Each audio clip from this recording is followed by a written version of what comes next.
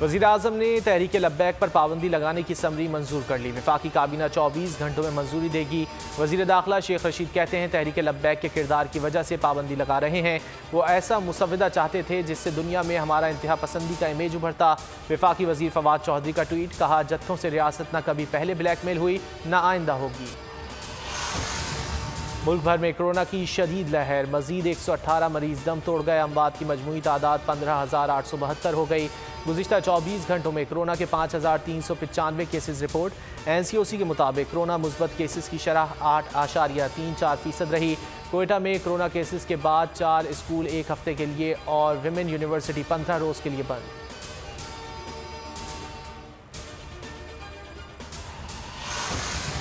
Army chief general Qamar Javed Bajwa का फौजी foundation headquarters का दौरा, 100 बेड के अस्पताल और नर्सिंग स्कूल का इफ्तिताह किया। ISPR के मुताबिक सिपह सालार को फौजी फाउंडेशन के जारी और मुस्तकबिल के मंसूबों पर ब्रीफिंग दी गई।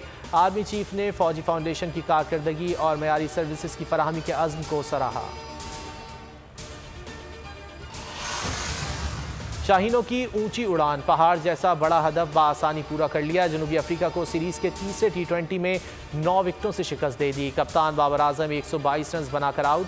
ये T20 में किसी भी पाकिस्तानी का सबसे बड़ा स्कोर है। बाबर आजम बल्लेबाजों की वनडे रैंकिंग में टॉप पर हैं। पाकिस्तान के विकेटकीपर बैट्समैन मोहम्मद रिजवान के लिए एक और एजाज़।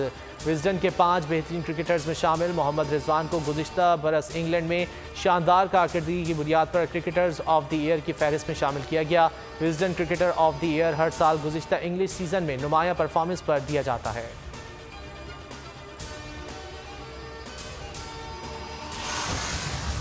और इस्लामाबाद, रावलपिंडी और पंजाब के मुख्तलिफ शहरों में माह रमज़ान की पहली बारिश, गर्मी का जोर टूट गया। मौसम खुशगवार, रोज़ेदारों के चेहरे खुशी से खिल उठे। बिजली की फराहमी में आर्जी खलल भी पड़ा।